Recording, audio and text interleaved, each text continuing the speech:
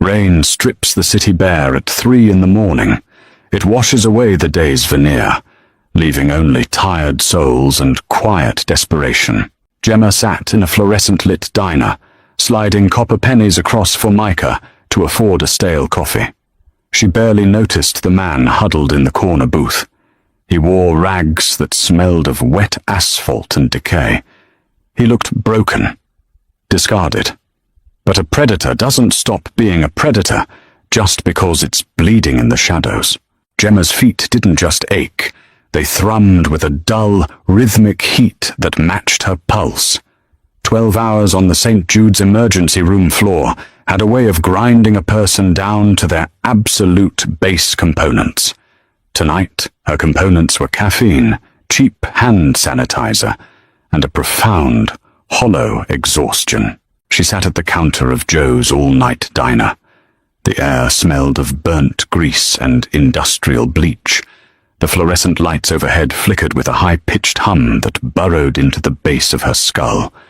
She stared at the laminated menu, not reading the words, just letting her eyes lose focus. Refill?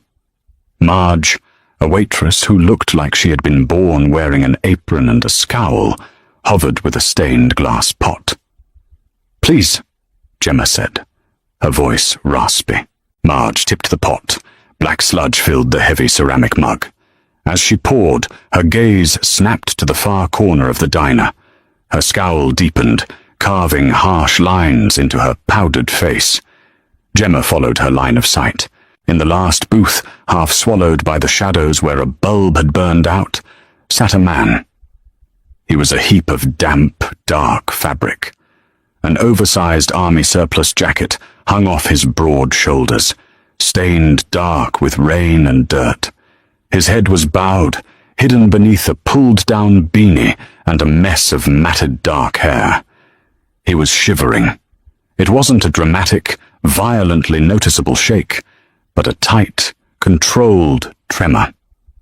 The kind of shivering that happens when the cold has seeped into the marrow.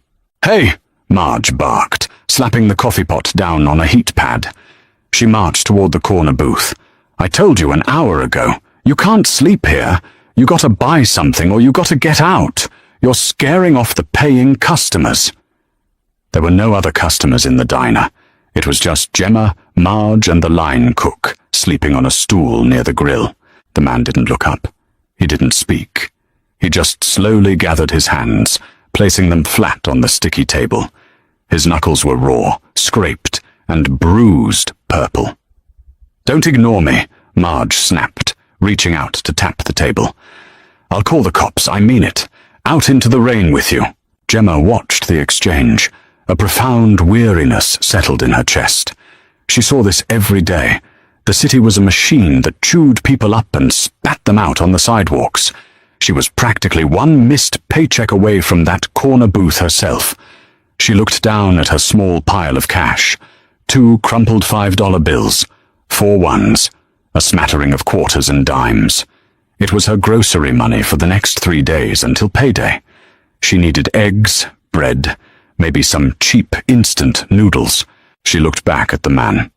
His shoulders tensed as Marge threatened him with the police. It wasn't fear. It was something else. A strange, coiled stillness. Before her brain could calculate the financial ruin she was inflicting upon herself, Gemma stood up. Her worn sneakers squeaked on the linoleum. "Marge!" Gemma called out. Her voice was quiet, but carried across the empty diner. "Put it on my tab." Marge turned, her eyebrows disappearing into her bangs. "Put what on your tab? The guy hasn't ordered anything." "Give him a patty melt," Gemma said, walking over. "And a black coffee. A large one." Marge looked from Gemma to the homeless man, then let out a heavy sigh that smelled of stale cigarettes. "You're too soft, Gemma. This isn't the hospital. You can't fix everyone. Just ring it up, Marge." Marge shook her head and walked back behind the counter, shouting the order to the startled cook. Gemma stood awkwardly near the man's booth. She didn't want to intrude, but she felt a strange gravitational pull to say something, to acknowledge his humanity. "It's raining pretty hard out there," she said quietly. The man slowly lifted his head. Gemma stopped breathing for a fraction of a second. Beneath the grime, the bruising and the matted hair, his face was a landscape of sharp, brutal angles. A heavy jaw covered in dark stubble, a cut across his cheekbone that had stopped bleeding but looked deep enough to need stitches. But it was his eyes that froze her in place. They weren't the defeated, vacant eyes of the chronic transients she treated in the ER. They were dark, lucid, and terrifyingly sharp. They analyzed her in a microsecond, taking in her faded pink scrubs, her cheap shoes, her exhaustion, and the pity she tried to hide. There was a dangerous intelligence behind that stare. He didn't say thank you. He just watched her. "Food will be out in a minute," Gemma mumbled, suddenly feeling very small, like a mouse that had stumbled into a cage with a wounded panther. She retreated to her stool at the counter. When the plate of greasy food arrived, the man didn't tear into it like a starving animal. Gemma watched him in the reflection of the pie display case. He picked up the sandwich with deliberate, almost methodical precision. He ate efficiently, chewing slowly, his dark eyes fixed on the rain-lashed window. Gemma finished her coffee.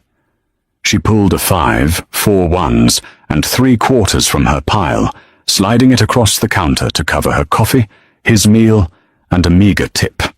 It left her with a single $5 bill. She stood up, grabbed her thin raincoat, and walked toward the door. As she pushed the glass door open, the bell chiming overhead, a deep, gravelly voice cut through the hum of the diner. "Why?" Gemma paused. She looked back. The man was still looking out the window, but his posture had shifted, angled slightly toward her. She thought about the eviction notice tucked under her mattress. She thought about her bank account, hovering dangerously close to zero. She thought about the endless stream of broken bodies she stitched up every night. "Because," Gemma said, her voice flat, devoid of any self-righteousness, "nobody should have to be hungry in the cold. Keep your head down."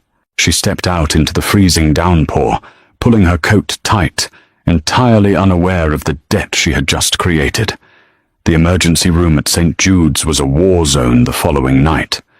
Gemma moved in a blur of sanitized gloves, torn gauze, and the metallic smell of fresh trauma. A gang turf war had erupted on the south side, and the collateral damage was pouring through the double doors. "I need 2 units of ONEG, stat!" Dr. Aris yelled over the chaotic din of monitoring machines and shouting orderlies. Gemma slammed the blood bags onto the tray, her hands moving with practiced, robotic efficiency. She hooked up the line, watching the dark, crimson fluid snake its way into the arm of a heavily tattooed 19-year-old who was currently choking on his own blood. "Pressure is dropping," she reported, her voice steady. Inside, she was completely numb. For the next 4 hours, she didn't stop moving. She compressed chests, administered epinephrine, cleaned wounds that looked like jagged craters in human flesh. By the time her shift ended, at 7 a.m., the adrenaline crash hit her like a physical blow. She sat in the break room locker area, staring at the grey metal door of her locker. Her phone buzzed in her pocket. Text from Mr. Henderson. "Rent is 4 days late, Gemma. I need it by tomorrow, or I'm changing out the locks. No more excuses." She closed her eyes. The rent was $900. She had exactly $42 to her name until she got paid next Friday. She had spent the last of her buffer money on groceries, and a patty melt for a stranger. A bitter laugh scraped the back of her throat. Charity is a luxury for the rich, she thought. I can't afford to be a good person. She changed out of her bloody scrubs, pulling on a faded grey hoodie and jeans. She needed a loan, but her credit was ruined from her mother's medical bills 3 years ago, and traditional banks wouldn't even look at her. There was only one option left, and it made her stomach turn over in dread. Across town, in the basement of a sprawling, heavily guarded meatpacking facility, the temperature was a comfortable 68 degrees. The air smelled of ozone, expensive cigars, and very faintly, of bleach. Dominic Russo sat in a leather wingback chair, stripped to the waist. A private physician, a man whose silence was bought with a six-figure retainer, was carefully pulling a curved needle through the flesh of Dominic's left shoulder. "Bullet passed clean through, Mr. Russo," the doctor murmured, snipping the suture thread. "No bone damage. But you need to avoid heavy lifting. And keep it clean." Dominic didn't flinch. He hadn't flinched during the extraction, and he didn't flinch now. His eyes, dark as crude oil, stared straight ahead at the stainless steel drain in the center of the concrete floor. "Leave," Dominic said. The doctor packed his bag with frantic speed and practically ran up the stairs. A man stepped out of the shadows. Carmine, Dominic's underboss, best friend, and currently the only man in the city he trusted. Carmine wore a tailored charcoal suit that cost more than most cars. "Vitiello is dead," Carmine said, his voice a low rumble. "We found him at the docks. He was trying to catch a freighter to Naples. The men who ambushed you, they've been dealt with. The streets know you're alive. The mutiny is crushed. It took 3 days," Dominic said softly. The quietness of his voice was far more terrifying than a shout. "For 3 days I had to sleep in alleyways. I had to hide in the dirt like a rat while Vitiello sat in my chair. It was a tactical retreat, Dom. They had you outnumbered 10-1 at the warehouse. If you hadn't gone to ground, you'd be dead." Carmine paused, pouring 2 fingers of amber liquid into a glass and handing it to his boss. "Drink. You look like hell." Dominic took the glass. He brought it to his lips but paused. The smell of the expensive bourbon triggered a memory. He remembered the smell of burnt grease, the flickering fluorescent lights, the gnawing, hollow pain in his gut, eclipsed only by the cold seeping into his bones. He remembered the feeling of utter powerlessness. And then he remembered the faded pink scrubs. He remembered the tired, cynical eyes of a woman who looked like she was carrying the weight of the world on her narrow shoulders. A woman who counted out her last dollars to buy food for a man she thought was human garbage. Because nobody should have to be hungry in the cold. "Carmine," Dominic said, setting the untouched bourbon down on a side table. "Yeah, boss?" "I need you to find someone."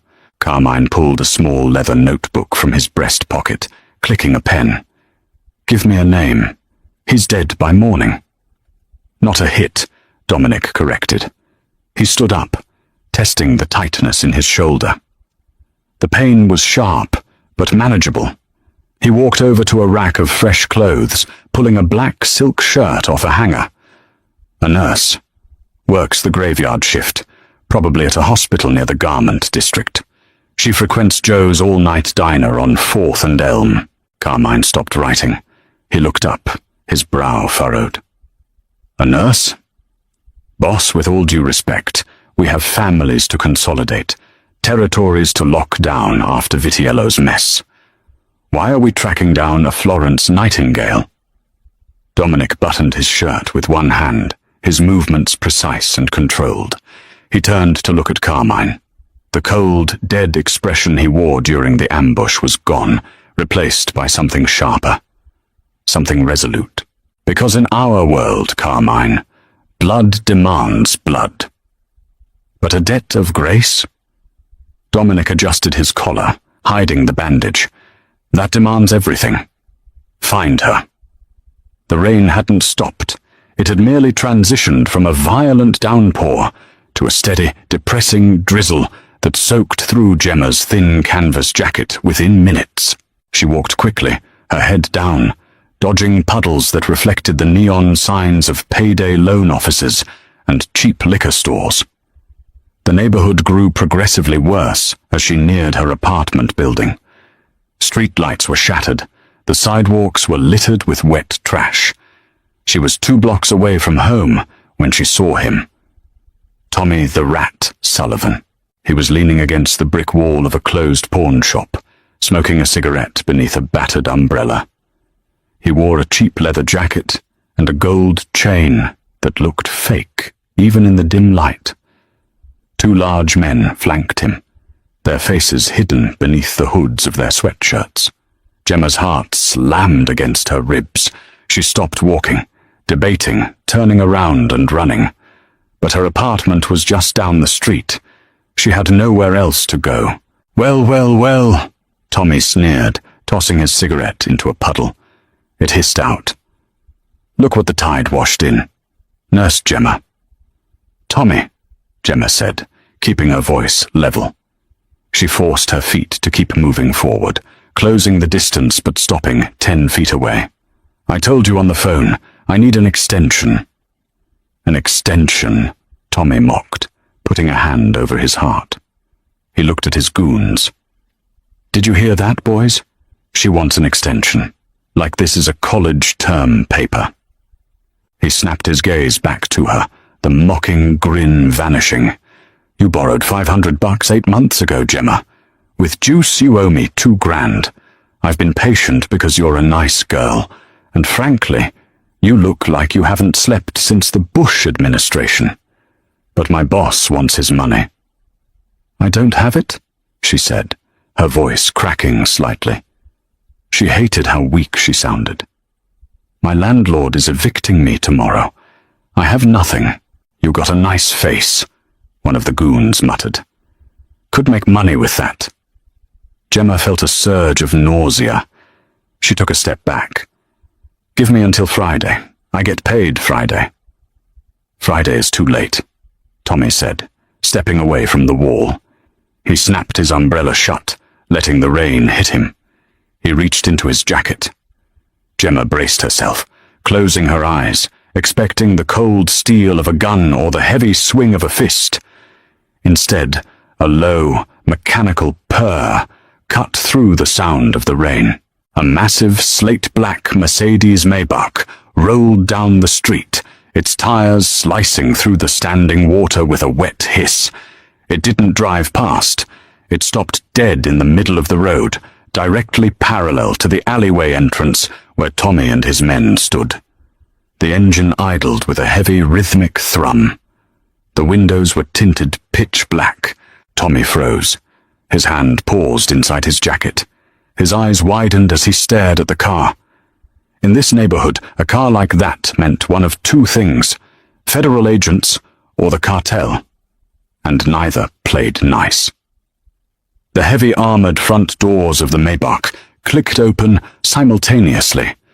4 men stepped out into the rain. They didn't wear hoodies or cheap leather. They wore tailored black suits, black overcoats, and leather gloves. They moved with a synchronized, terrifying fluidity. Without a single word, they fanned out, forming a semicircle that trapped Tommy and his goons against the brick wall. "Hey," Tommy stammered, his bravado instantly evaporating.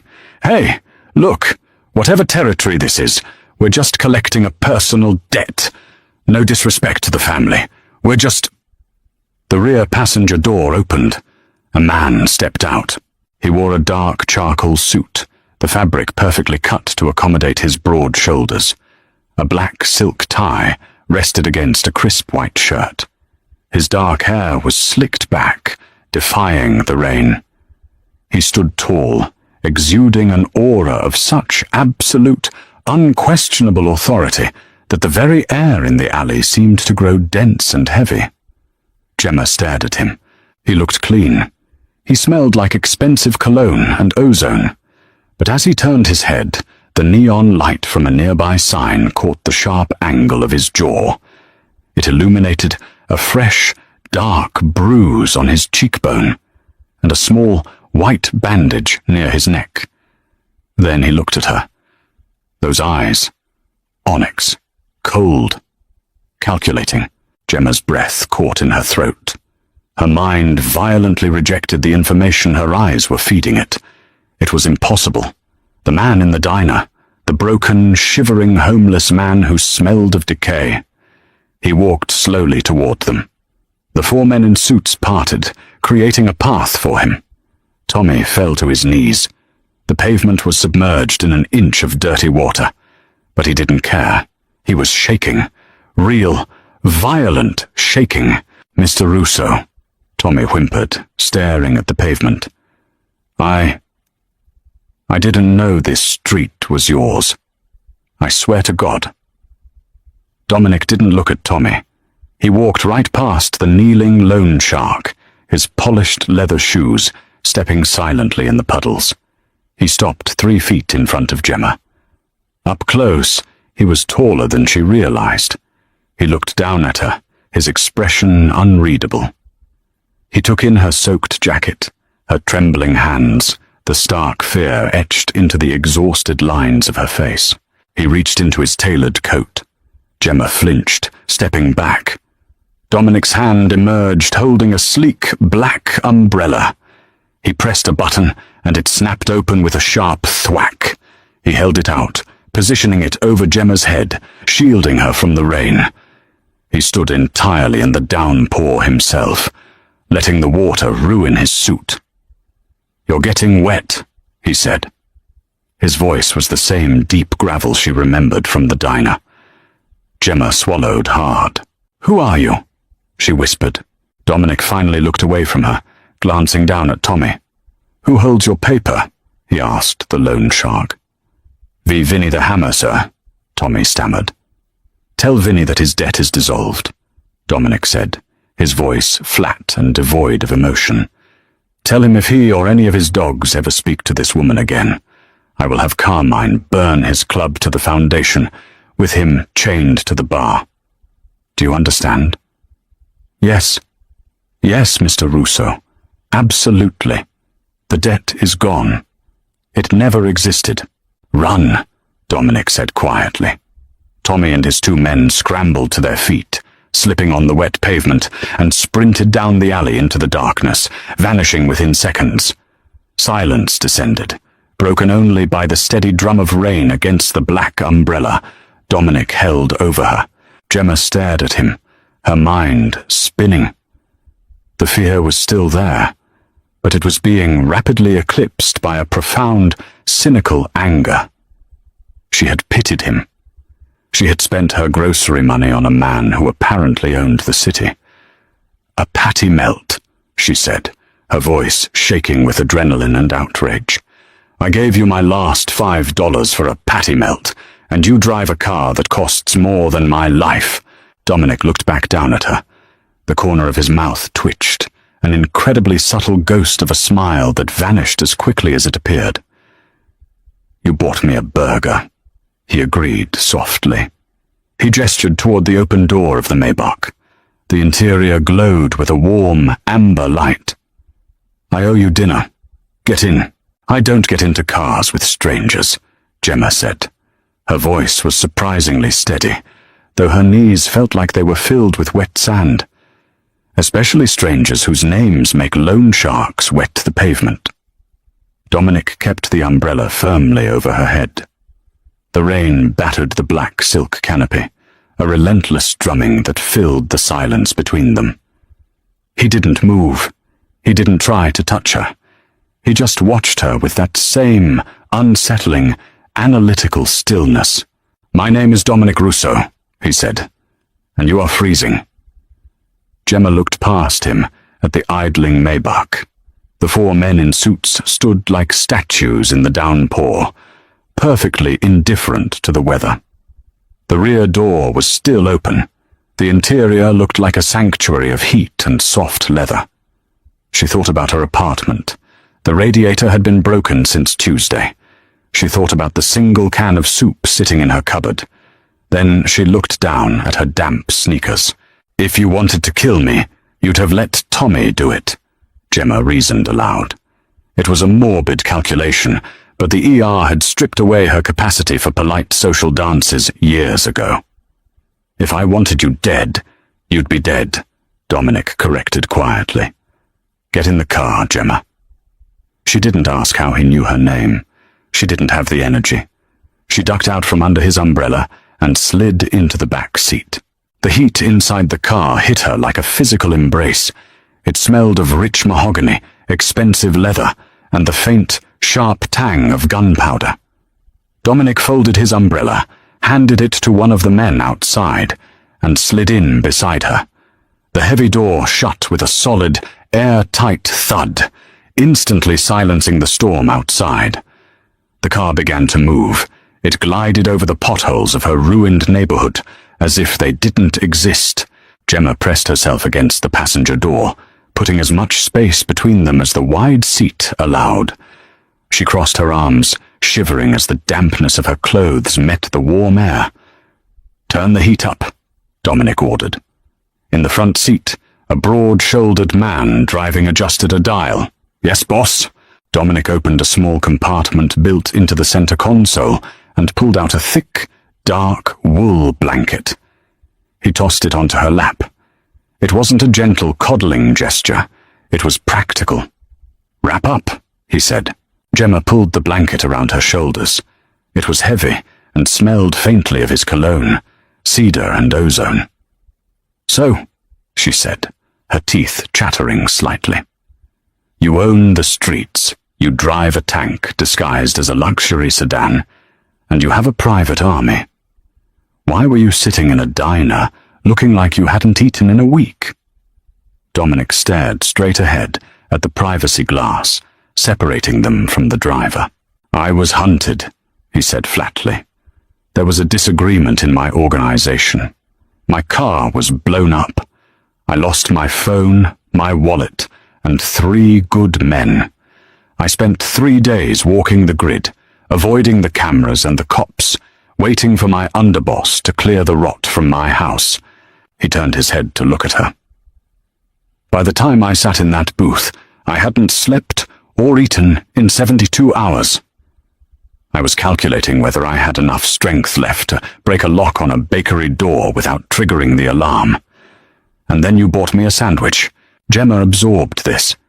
She processed trauma for a living, compartmentalizing horrific accidents and violent crimes into manageable medical tasks. But this was different. This wasn't a patient on a gurney. This was the apex predator of the city's underworld, sitting 2 feet away, casually explaining a gang war. "I didn't buy it as an investment," Gemma said, her voice hardening. She hated the feeling of being indebted, but she hated the idea of being viewed as a charity case even more. "You don't owe me a steak dinner. You scared off Tommy. We're even." "I decide when a debt is settled," Dominic said. It wasn't a threat. It was simply a statement of how his world operated. "And I decide who I eat with," Gemma snapped back. Dominic's jaw tightened. For a long moment, the only sound was the hum of the engine. "Carmine," Dominic said to the driver. "Change of plans. Take us to the Roman." "Boss, the kitchen is closed. The staff went home an hour ago." "I know how to turn on an oven, Carmine. Drive." The Roman was an upscale Italian restaurant in the heart of the financial district. When the Maybach pulled up to the curb, the street was entirely deserted. Dominic unlocked the heavy glass doors himself. He didn't bother turning on the main dining room lights. He led Gemma through the shadows of linen-draped tables toward the back of the building, pushing through swinging doors into a massive, stainless steel commercial kitchen. He flipped a switch. A bank of harsh overhead lights flickered to life. "Sit," he told her, pointing to a metal prep stool. Gemma sat, pulling the wool blanket tighter around her shoulders. She watched as Dominic shed his ruined, wet overcoat, draping it over a rack. He rolled up the sleeves of his black silk shirt, exposing forearms corded with muscle and etched with faded scars. He moved around the kitchen with unexpected familiarity. He pulled a heavy cast-iron skillet from a hook, ignited a gas burner with a sharp click whoosh, and retrieved a thick ribeye from a walk-in refrigerator. He didn't ask how she wanted it cooked. He just started cooking. The smell of sizzling butter, garlic, and searing meat filled the air. Gemma's stomach let out a loud, embarrassing growl. Dominic didn't look back.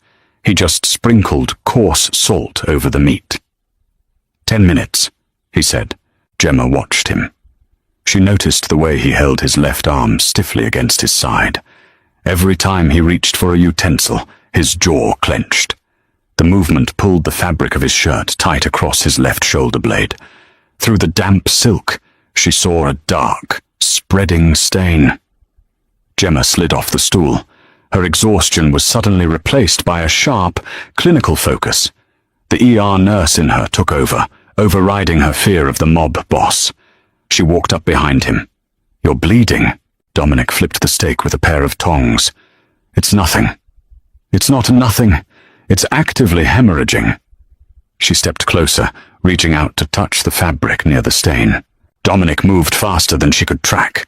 In a fraction of a second, he spun around, dropping the tongs. His right hand snapped up, gripping her wrist with a vice-like pressure. His eyes were wide, feral, completely reactive. For a split second, he wasn't the man in the tailored suit. He was the hunted animal from the diner. Gemma gasped, freezing in place. She didn't pull away. Pulling away triggered predators. She held his gaze, keeping her breathing even. "I stitch people up for the living, Mr. Russo. I'm not holding a weapon. I'm trying to look at your shoulder." Dominic stared at her face, the wildness in his eyes slowly receding. He looked down at his hand, wrapped tightly around her pale, thin wrist. He released her immediately, taking a half step back. The mask of cold control slammed back into place over his features. "Apologies," he said gruffly. He turned back to the stove, killing the flame. "Where's the first aid kit?" Gemma demanded. "I have a doctor." "Your doctor isn't here, and you're bleeding on your expensive shirt. Sit down on the stool." She pointed to the seat she had just vacated.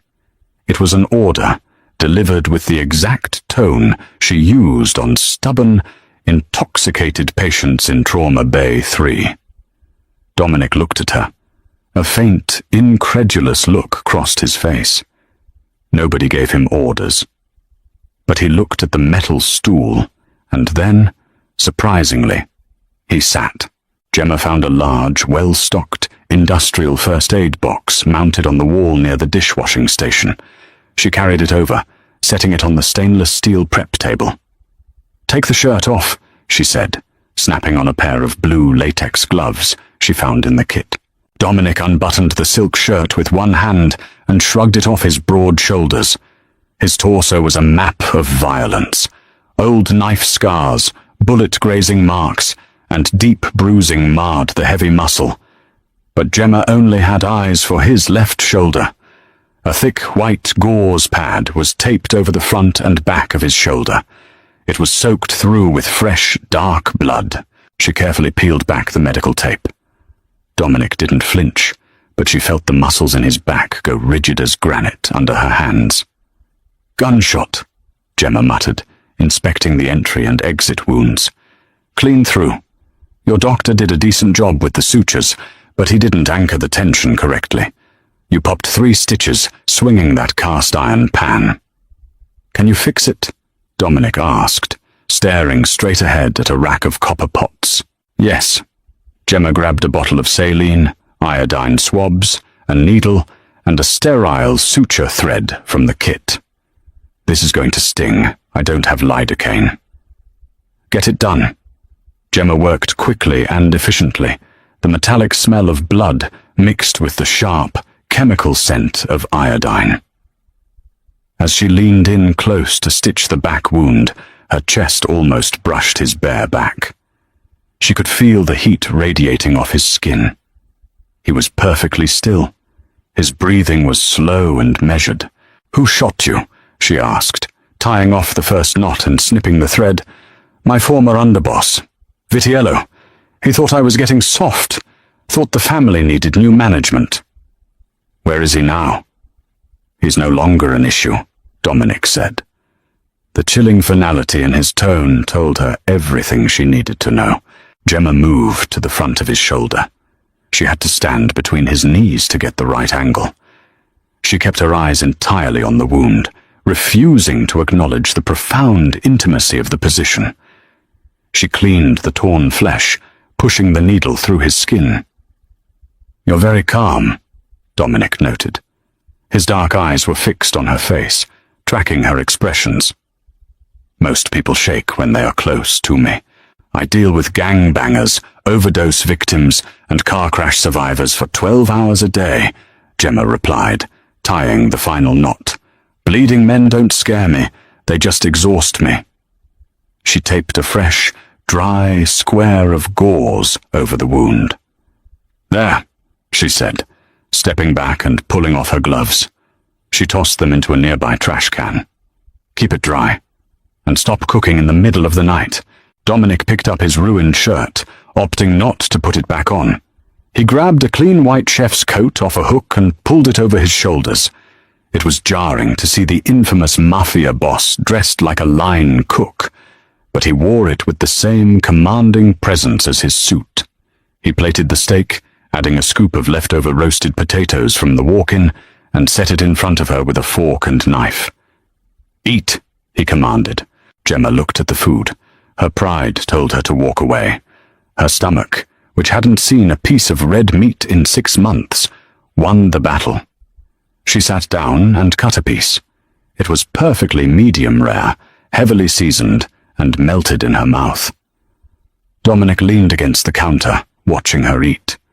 "You're a long way from the diner," she said between bites, needing to break the heavy silence. "The lone shark, the suit. You're back on your throne."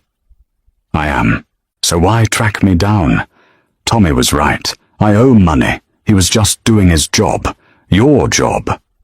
You bought me a meal when I was nothing to you but a nuisance taking up space," Dominic said.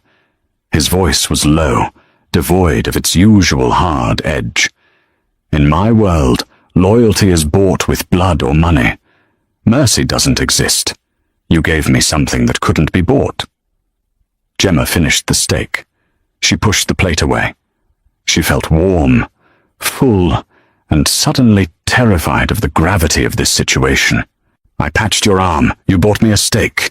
We're even," Gemma said firmly. She stood up. "Please, Mr. Russo, tell your men to take me home and leave me alone." Dominic looked at her for a long time. "Carmine," Dominic called out. The driver immediately pushed through the swinging doors. "Take the nurse home. Ensure she gets inside safely." Gemma didn't say goodbye. She just walked out. The sun was just beginning to drag itself over the city skyline, casting a weak grey light through the smog, when Gemma climbed the stairs to her third-floor apartment. Her legs ached. Her brain felt like it was stuffed with cotton. The events of the night felt like a fevered dream. The rain, the lone shark, the Maybach, the mob boss in a chef's coat. It was too surreal to process. She reached the top of the landing. She fully expected to find a heavy brass padlock on her door and a neon-colored eviction notice taped to the wood. She had already mentally prepared a speech to beg the super to let her grab her uniforms and her mother's photo. Instead, her door was wide open. Gemma's heart hammered in her throat. She stepped back, looking for a heavy object to grab, but then she heard the high-pitched, frantic voice of her landlord, Mr. Henderson. No, you don't understand. The pipes have to be completely replaced. Use the copper piping. Don't cut corners. I want this place immaculate." Gemma stepped cautiously into the doorway. Her tiny, dilapidated apartment was filled with workmen. 2 men in overalls were ripping out the ancient, leaky radiator. Another man was spackling the water-damaged ceiling. Mr. Henderson, a notoriously cheap, sweating man who usually wore grease-stained undershirts, was standing in the middle of the living room wearing a full suit. He looked like he was on the verge of a cardiac event. He spotted Gemma in the doorway. He practically sprinted toward her, stopping a respectful 3 feet away. He bowed his head slightly. "Miss Gemma," he squeaked, his voice trembling. "Welcome home. I am so sorry for the intrusion. I realized how deeply I've neglected my duties as your landlord. The radiator is being upgraded to a central HVAC unit. The plumbing is being entirely redone, and I've ordered a crew to repaint this weekend. What color do you prefer? Eggshell? Slate?" Gemma stared at him. "Mr. Henderson, what is going on?" "My rent?" "Paid," Henderson shouted, raising his hands defensively as if the word itself might attack him. "Paid in full, for the next 5 years. You don't owe me a dime, Miss Gemma. Please, if there is anything else you need, you just call my personal cell." He shoved a business card into her hand, bowed awkwardly again, and scurried out the door, yelling at the workmen to hurry up. Gemma stood frozen in the center of her living room. The cold, cynical anger that had kept her going for the last 12 hours crystallized into absolute fury. He didn't listen. He fundamentally didn't understand. She dropped the business card on the floor. She didn't bother changing her clothes or resting. She turned around and marched right back down the stairs. She walked for 30 minutes, letting the cold morning air fuel her rage. She didn't know exactly where Dominic Russo's headquarters were, but she remembered Tommy, the loan shark, mentioning Vinny the Hammer and a club. She found the Velvet Lounge 3 blocks over, nestled between a pawn shop and a shuttered auto garage. It looked closed. The metal security gate was pulled halfway down. Gemma ducked under the gate and pounded her fist against the heavy steel door. "Open up!" she yelled. A small viewing grate slid open. A pair of bored, dangerous eyes looked out at her. "Club's closed, sweetheart. Go home." "Tell Dominic Russo that Gemma is here," she demanded. "And tell him if he doesn't come out, I'm going to start throwing bricks through the windows of his expensive cars." The eyes widened slightly. The grate slammed shut. A full minute passed. Then the heavy locks clicked, and the door swung open. Carmine stood in the doorway. He looked freshly showered and wore a different bespoke suit. He didn't look angry. He looked faintly amused. "Come in, Florence Nightingale," Carmine said, stepping aside. Gemma walked into the dim, velvet-lined club. The air smelled of stale smoke and heavy liquor.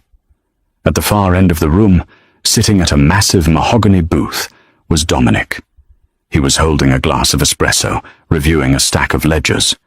He looked up as she approached. He didn't look surprised to see her. Gemma marched right up to his table, slapping her hands down on the polished wood. "I said we were even," she hissed. Dominic took a slow sip of his espresso. "Good morning, Gemma." "Don't good morning me. You paid my rent for 5 years. You sent a crew to rebuild my apartment. I didn't ask for your money. I don't want your money. You were about to be thrown out onto the street," Dominic stated calmly. "You had no heat. I fixed a problem." "It's not your problem to fix," Gemma shouted. Her voice echoed in the empty club. "I am not one of your soldiers. I am not a business transaction. I live in the real world, Russo. When you throw money at my landlord, you don't save me. You just buy me. You make him terrified of me, and you make me beholden to you. I will not be owned by a mob boss." Carmine, standing a few feet away, tensed, his hand twitching toward his jacket. Dominic raised a single finger. Carmine froze, stepping back into the shadows. Dominic set the espresso cup down. He leaned forward, resting his elbows on the table. The calm, analytical facade cracked, revealing the raw, heavy power beneath. "You think this is about ownership?" he asked, his voice dropping an octave, rumbling like distant thunder. "You think I want to buy you? Then why do it?" she challenged, refusing to break eye contact, though her heart was hammering against her ribs. Because when I was bleeding in the dark, wondering if I was going to die like a dog on the pavement, you were the only thing in this rotting city that looked at me like a human being, Dominic said. He stood up slowly, towering over her. You reached into an empty pocket and fed a ghost. He stepped around the table, stopping inches from her. She could smell the coffee and the cedar cologne. In my world, Gemma, debts are chains. But what you did, that was grace, Dominic said, his dark eyes burning into hers. And I don't know how to repay grace. So I use what I have. Power, money, fear. If you don't want it, tell me to tear up the check. Tell me to let Henderson throw your belongings onto the sidewalk. Gemma stared up at him. She opened her mouth to tell him to do exactly that. Her pride demanded it. But the words died in her throat. She thought about the freezing street. She thought about the endless, crushing weight of poverty that had suffocated her for 3 years. She looked into the eyes of a monster who was desperately, clumsily trying to show gratitude.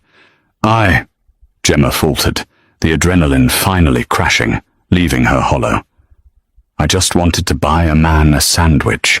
I know, Dominic said softly. He reached out, his large, rough hand, hesitating for a fraction of a second, before he gently tucked a stray lock of hair behind her ear. The contrast of his violent hands performing such a delicate motion made her breath catch. But you bought me, Dominic whispered. And now, whether you like it or not, I am going to make sure the world never touches you again. Gemma closed her eyes, a single, traitorous tear slipping down her cheek. She wasn't just tethered to the underworld now. She was anchored to the center of it. The next 2 weeks felt like living underwater. Gemma's apartment was aggressively warm. The central air hummed a quiet, steady rhythm. The walls were painted a crisp, clean slate grey. The leaky faucet was fixed. Mr. Henderson practically saluted her when she passed him in the hallway. It was everything she had wanted, and it made her skin crawl with anxiety. She hadn't seen Dominic Russo since the morning in the club. She hadn't seen the Maybach. She hadn't seen Carmine, but she felt them. The hospital was the first place she noticed the shift. It was a busy Tuesday night. A man came into the ER, tweaking on methamphetamine, demanding pain pills. When Gemma told him he had to wait for the attending physician, he snapped. He lunged across the triage desk, his dirty fingers grabbing the collar of her scrubs. Normally, this was the part where Gemma would shout for hospital security, who would waddle over 30 seconds too late. This time, the man didn't even get to pull her forward. A new orderly, a broad-shouldered man named Leo, who had started 3 days ago, stepped in out of nowhere. Leo didn't shout. He didn't use a restraint technique taught in hospital compliance seminars. He grabbed the junkie by the back of the neck, applied a terrifyingly precise amount of pressure, and drove him face first into the linoleum floor. The crack of the man's nose breaking echoed down the corridor. Leo looked up at Gemma. His eyes were cold, professional, and entirely devoid of panic. "You okay, Miss Gemma?" "I'm fine," Gemma whispered, staring at the blood pooling on the sterile floor. Leo casually dragged the groaning man out the double doors. The actual hospital security guards watched it happen and actively looked the other way. Gemma retreated to the supply closet. She locked the door, sinking to the floor among the boxes of saline and gauze. She pulled out her phone. She didn't have Dominic's number. She had no way to call this off. She was safe. For the first time in her life, she was completely, untouchably safe. It was utterly terrifying. When her shift ended at 7 a.m., the city was buried under a thick, freezing fog. Gemma walked out the employee entrance. She didn't head for the bus stop. She turned left, walking 4 blocks until she saw the flickering neon sign of Joe's all-night diner. She pushed through the glass door. The bell chimed. Marge looked up from wiping down the counter. "Hey, Gemma. The usual. Just a coffee, Marge." Gemma sat at her standard stool. She looked at the corner booth. It was empty. The burned-out bulb had been replaced. The shadows were gone. Marge poured the coffee and slid it across the formica. "You don't need to pay, honey."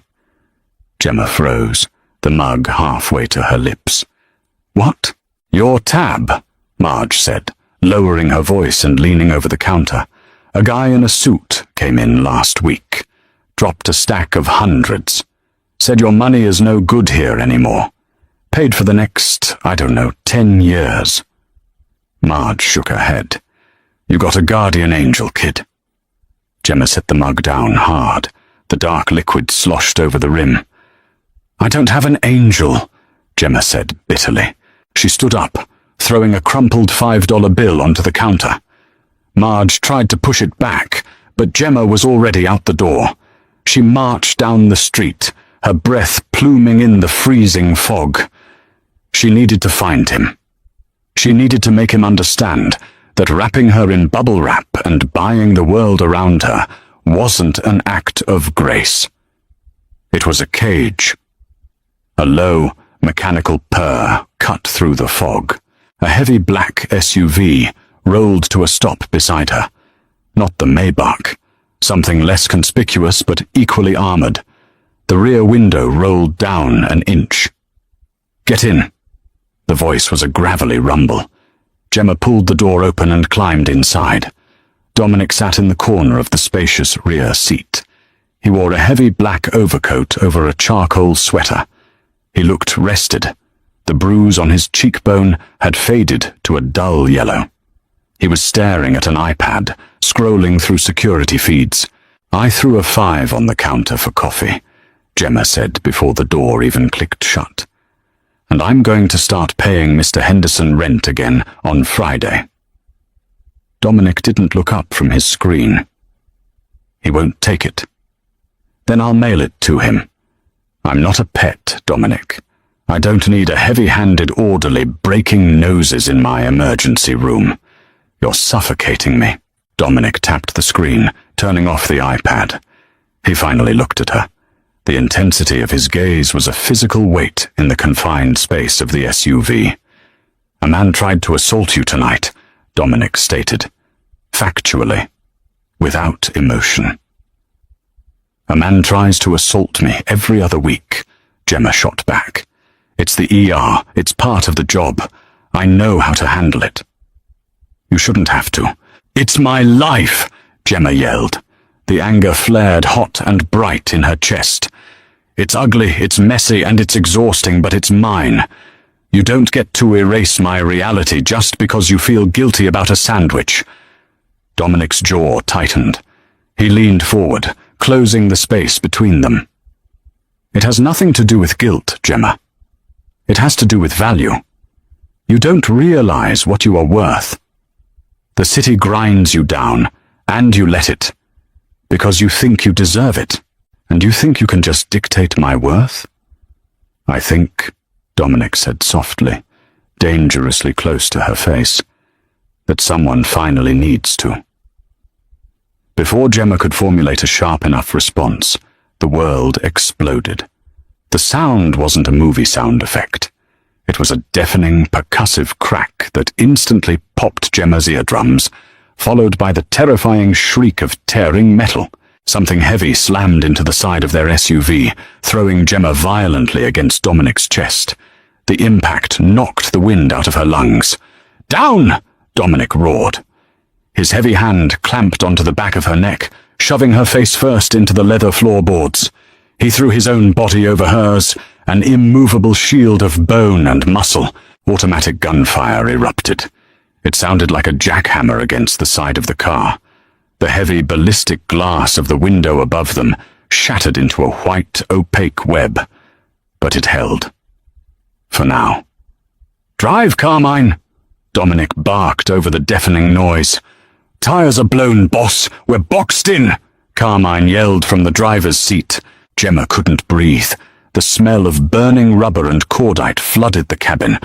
Panic sharp and primal, seized her throat. This wasn't the aftermath in Trauma Bay 3. This was the raw, bleeding edge of violence. She felt Dominic move. He didn't panic. His heart rate, pressed against her back, was entirely steady. It was the terrifying calm of a man who lived in the dark. He reached into his coat and pulled a heavy Glock from a shoulder holster. "Stay on the floor," he ordered her. His voice was absolute. Dominic kicked the heavy rear door open. He didn't hesitate. He stepped out into the fog and the gunfire. Gemma lay on the floorboards, covering her ears as the noise amplified. The sharp cracks of Dominic's weapon answered the heavier, automatic fire from outside. Men were shouting. Someone screamed. She looked up, peering over the edge of the leather seat. Through the ruined doorway, she saw 2 black sedans boxing them in. 4 men in tactical gear were moving toward their SUV. Dominic stood perfectly exposed in the fog. He didn't run for cover. He became the cover. He moved with a brutal, economic precision. He raised his weapon. 2 shots. A man in a ski mask dropped hard to the pavement. Dominic pivoted. Another shot. A second man stumbled backward, clutching his chest. Gemma watched, paralyzed. She stitched up gunshot wounds. She knew exactly what those bullets were doing to human tissue. Seeing it inflicted in real time by the man who had just argued about her worth was a violent cognitive dissonance. "Boss!" Carmine yelled. Gemma looked forward. Carmine had his own weapon out, firing through his rolled-down window. But his shoulder was a mess of red. A stray bullet had ripped through the door panel. The remaining 2 attackers retreated, scrambling into the undamaged sedan. Tires squealed against the asphalt as they tore away into the fog. Silence slammed back down onto the street, ringing loudly in Gemma's damaged ears. Dominic didn't put his gun away. He scanned the fog, his chest heaving slightly. He looked down at the bodies on the street. He didn't blink. He turned back to the SUV. "Gemma," he said, his voice flat. "Are you hit?" She scrambled up from the floor, shaking violently. "No, I'm fine. Carmine is hit." Dominic opened the driver's side door, grabbing Carmine by the collar and dragging him over the center console into the passenger seat. Dominic slid behind the wheel. The engine was smoking, but it was running. He threw the heavy vehicle into reverse, grinding the blown tires against the asphalt, and slammed the accelerator. The SUV lurched backward, clearing the wrecked sedans before he threw it into drive and tore down an alleyway. Gemma climbed over the seats, crawling into the front passenger area with Carmine. Her medical training finally overrode her terror. It was a survival instinct. "Move his hand!" she snapped at Dominic, grabbing Carmine's bloody fingers. Carmine was pale, sweating profusely. "It's just a scratch, Doc," he wheezed. "It's an arterial bleed," Gemma said, ripping the fabric of Carmine's suit jacket open. Bright red blood was pulsing rhythmically from a wound high on his bicep. She didn't have gauze. She didn't have a tourniquet. She looked at Dominic. He was driving with one hand, his eyes locked on the road, weaving through the back streets with terrifying speed. Gemma grabbed Dominic's expensive silk tie. She yanked it hard, undoing the knot, and pulled it from his neck. He didn't stop her. She wrapped the silk tightly around Carmine's arm, above the wound. She found a heavy metal pen in Carmine's breast pocket, slid it under the silk, and twisted it violently. Carmine screamed, thrashing in the seat. "Hold him!" Gemma yelled. Dominic reached over, clamping his massive right hand down on Carmine's chest, pinning him to the seat while steering with his left. "I've got you, brother," Dominic said, his voice a low rumble. "Hold still." Gemma twisted the pen until the bright red spurts slowed to a sluggish ooze. She tucked the end of the pen under the fabric to lock it in place. Her hands were slick with blood. Her grey scrubs were ruined. She slumped back against the center console, gasping for air. Dominic glanced down at her. His eyes met hers. For a fraction of a second, the mask slipped. The cold, analytical mafia boss was gone. There was only respect. Raw, unadulterated respect. "Safe house is 2 minutes out," Dominic said. "Can he make it?" Gemma pressed 2 fingers against Carmine's carotid artery. Rapid, thready, but there. "Drive faster," she commanded. A corner of Dominic's mouth twitched upward. He pressed his foot to the floor. The safe house was a converted industrial loft above a defunct brewery. It was heavily fortified, austere, and equipped with a medical bay that put St. Jude's emergency room to shame. It took 3 hours. Gemma worked alongside an underground surgeon Dominic had summoned. They cleaned the wound, tied off the brachial artery, and closed the muscle. By the time they finished, Carmine was unconscious, pumped full of morphine, and entirely stable. Gemma washed her hands in a deep stainless steel sink. The water ran pink, then clear. She dried her hands on a rough towel and walked out of the medical room. The main living area of the loft was vast, illuminated by the grey light of mid-morning, filtering through barred skylights. Dominic sat on a heavy leather sofa in the center of the room. He had taken off his overcoat. His sweater was stained with Carmine's blood. A bottle of whiskey sat on the glass coffee table in front of him. 2 glasses, both empty. He didn't look like a king. He looked like a man who carried a mountain on his back. Gemma walked over. She didn't sit on the sofa beside him.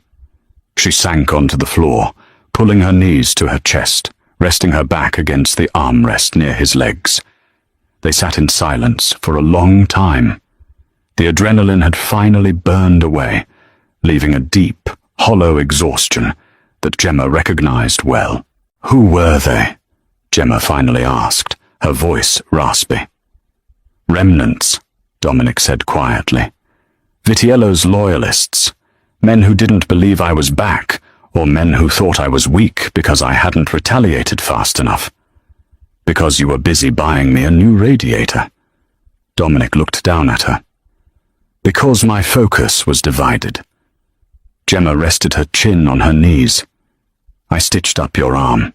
I saved your underboss's life. We are officially past the price of a patty melt, Dominic." He picked up the whiskey bottle, pouring 2 fingers into a glass. He handed it down to her. Gemma took it, letting the amber liquid burn a trail down her throat. It warmed the ice in her stomach. Dominic poured one for himself. "I have a passport for you," he said. The words were heavy, deliberate. "Under a new name, a bank account in Switzerland with enough money to live comfortably for the rest of your life. Anywhere in the world. I can put you on a private jet in 2 hours. You will never see me, or this city, or men with guns again." Gemma turned her head, resting her cheek against her knees, looking up at him. "Is that what you want?" "It is what you deserve. That's not what I asked." Dominic gripped his glass. His knuckles turned white. He stared at the brick wall across the room. "No," he admitted, his voice barely above a whisper. "It is the last thing I want. You are the only real thing in a world built on lies and blood.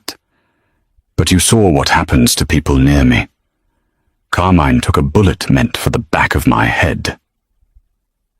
And I stopped him from bleeding to death," Gemma countered quietly. She set the empty glass on the floor. She slowly pushed herself up, standing in front of him. Her scrubs were stained, her hair was a mess, and dark circles bruised the skin under her eyes. She didn't look like a mafia queen. She looked like a tired nurse. "I spent my whole life being a victim to circumstances," Gemma said, looking directly into his dark, dangerous eyes. "Medical bills, loan sharks, slumlords. I spent my days fixing broken people, and my nights waiting for the world to break me." She reached out. Her hand hovered in the air for a second before she pressed her palm flat against the center of his chest. She could feel the heavy, steady thud of his heart beneath the wool sweater. "I'm not running, Dominic. Not from Tommy. Not from Vitiello's men. And not from you." Dominic's breath hitched. He looked at her hand on his chest, then up at her face.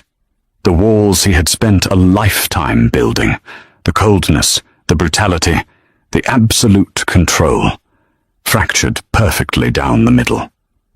He reached up, covering her small hand with his large, rough one. He didn't crush her fingers.